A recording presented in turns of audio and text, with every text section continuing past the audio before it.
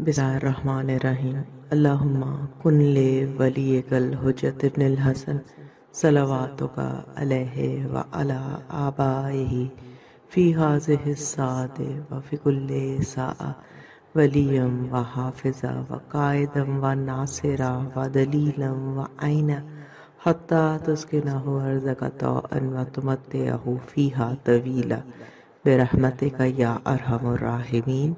اللہم صلی علی محمد و آل محمد وعجل فرجہم۔ رحلت رسول اللہ صلی اللہ علیہ وآلہ وسلم پر فاطمۃ الزہرا سلام اللہ علیہا کا مرثیہ اور نوحہ۔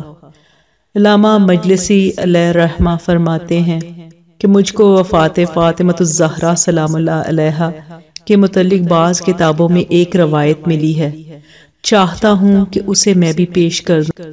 وہ یہ ہے، ورقہ بن عبداللہ کا بیان ہے کہ ایک مرتبہ میں مکہ مکرمہ حج کے ارادے سے گیا اور خانہ کعبہ کے طواف میں مشغول تھا کہ میں نے ایک کنیز کو بیان کرتے ہوئے دیکھا جو بکمال فصاحت اللہ کی بارگاہ میں یہ دعا مانگ رہی تھی: اے بیت الحرم و زمزم و مقام و مشاعر اعظام، حضرت محمد مصطفیٰ صلی اللہ علیہ وآلہ وسلم خیر الانام اور ان کی ذریت اکرام کے مالک، میں تجھ سے التجا کرتی ہوں کہ مجھ کو میرے آقا و مولا اور ان کی ذریت پاک کے ساتھ محشور کرنا۔ پھر اس نے حاضرین سے خطاب کر کے کہا: اے جماعت حجاج، تم لوگ گواہ رہنا، میرا یہ ایمان ہے کہ میرے آقا اور ان کی ذریت دنیا کے تمام بہترین لوگوں میں سے بہتر اور نیکوکاروں میں منتخب ہیں۔ ان لوگوں کا ذکر تمام دیار و امصار میں پھیلا ہوا ہے، یہ سب صاحب افتخار ہیں۔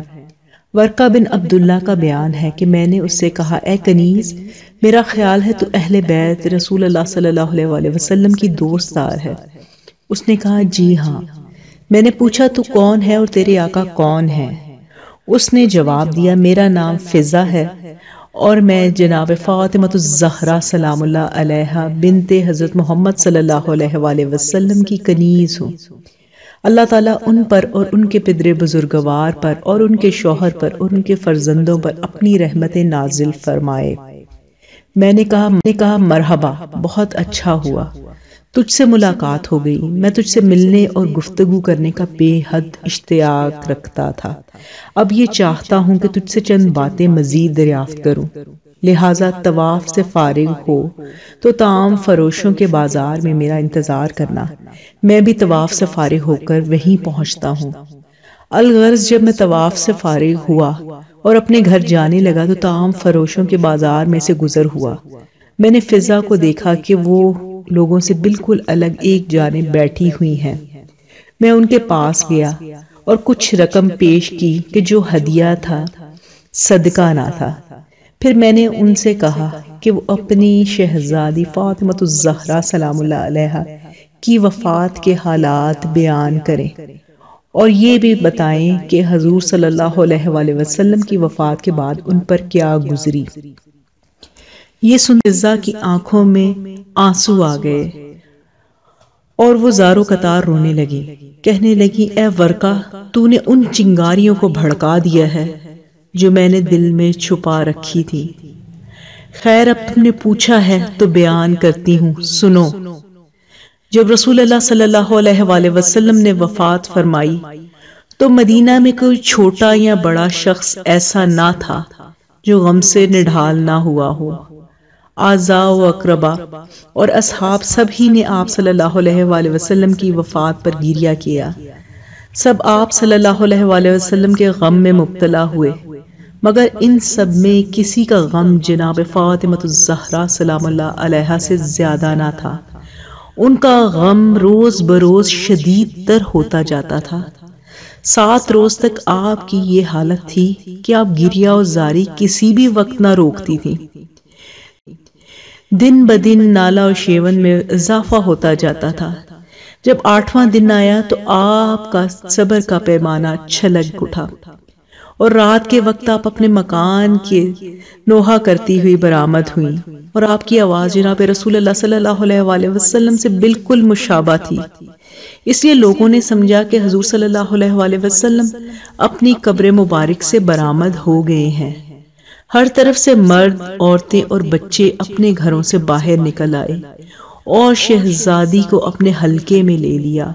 لوگوں نے اپنے گھروں کے چراغ گل کر دیے کہ عورتوں کے چہروں پر نظر نہ پڑے۔ اس وقت آپ کے نوحے سے لوگوں کے دل پھٹے جا رہے تھے۔ آپ فرماتی تھی، واہ بتا، واہ صفیہ، واہ محمدہ، یا ابو القاسم، اے یتیموں اور بیواؤں کے والی، آپ کدھر ہیں؟ ہائے اب کون خانہ کعبہ و مصلی مقام ابراہیم کی خبر لے گا؟ اب کون آپ کی درد رسیدہ بیٹی کی فریاد کو پہنچے گا؟ اس کے بعد جناب فاطمۃ الزہرا سلام اللہ علیہ اپنے دامن میں الجھتی ہوئی، قدم قدم پر لڑکھڑاتی ہوئی قبر رسول کی جانب بڑھیں۔ حالت یہ تھی کہ آنکھوں سے آنسو رواں تھے، راستہ دکھائی نہ دیتا تھا۔ گرتی پڑتی قبر رسول صلی اللہ علیہ وآلہ وسلم پر جا پہنچی۔ جیسے ہی آپ کی نظر باپ کی قبر پر پڑی اور گلدستہ اذان کو دیکھا تو غش کھا کر گر پڑی۔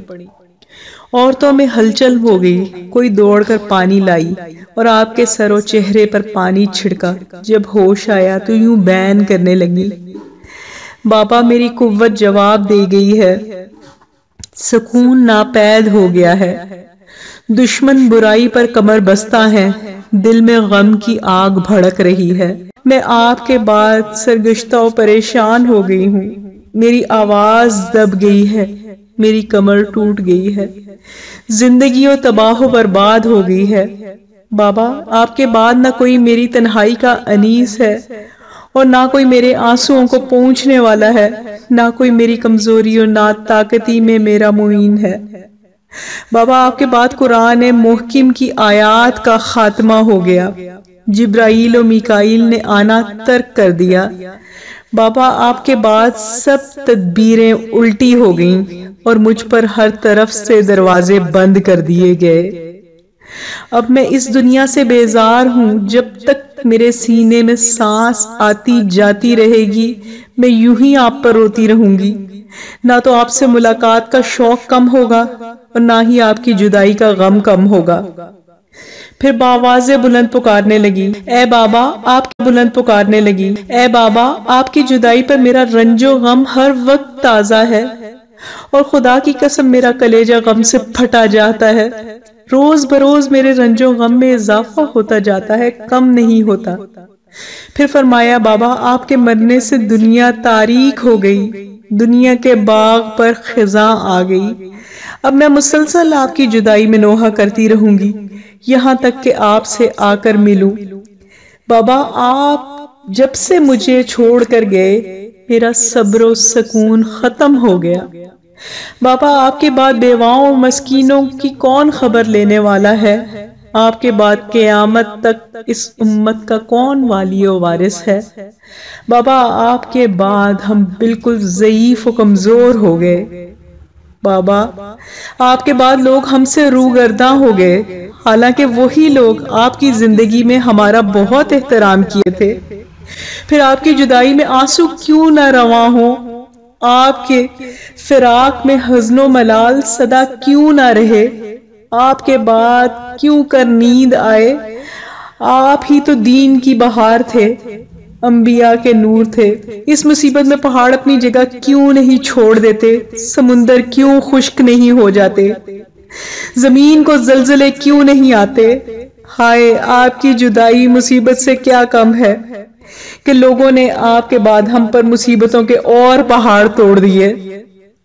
بابا آپ پر آسمان کے فرشتے گریہ کر رہے ہیں، وہاں بھی ایک تلاطم برپا ہے۔ آپ کے بعد آپ کا منبر ویران ہے، آپ کی محراب عبادت سونی ہے، مناجات سے خالی ہے، آپ کی لحد آپ کو اپنی آغوش میں لے کر نازاں ہے۔ بابا آپ کے بعد آپ کی بارگاہ بالکل سنسان اور سوگوار ہے۔ میں بھی جب تک زندہ ہوں آپ کی عزادار رہوں گی اور ابو الحسن بھی آپ کے عزادار رہیں گے، وہ ابو الحسن جو آپ کے دونوں فرزندوں کے باپ ہیں۔ آپ کے بھائی ہیں، دوست ہیں، محبوب ہیں، وہی جن کی پرورش آپ نے بچپن سے کی اور پھر بڑے ہوئے تو آپ نے ان کو اپنا بھائی بنایا اور تمام مہاجر و انصار، سابقین و لاحقین میں ان کو شرف عطا فرمایا۔ یہ مصیبت کا بادل ہم پر سب اہل بیت پر چھایا ہوا ہے، ہم روتے روتے مرے جا رہے ہیں، حزن و ملال ہم سے دور نہیں ہوتا۔ یہ کہہ کر آپ نے ایک ایسی سرد آہ بھری کہ معلوم ہوا کہ گویا روح جسم سے مفارقت کر جائے گی۔ پھر فرمایا، جب میں نے خاتم النبیین کو کھویا، میرے صبر میں کمی آ گئی، سکون رخصت ہو گیا۔ اے خوب آنسو برسا اور آنسوؤں کے سیلاب بہانے میں بخل نہ کر۔ اے اللہ کے رسول، اللہ کے برگزیدہ، اے یتیموں اور ضعیفوں کے ملجا و ماوا، آپ کے غم میں کیا پہاڑ اور کیا وحوش، سب رو رہے ہیں، زمین و فضا کے طیور سبھی گریہ کناں ہیں، بطحا نوحہ کر رہے ہیں۔ آپ کی محراب اور آپ کی مجلس درس روتی ہے، کیا وہ درس قرآن دینے والا باقی نہ رہا؟ اسلام رو رہا ہے کہ وہ آپ کی وفات کے بعد غریب ہو گیا۔ کاش آپ اپنے منبر کو دیکھتے کہ چہار طرف اندھیرا چھایا ہوا ہے۔ پروردگارا، میری وفات نزدیک کر دے، کیونکہ اب میری زندگانی ویران ہو گئی۔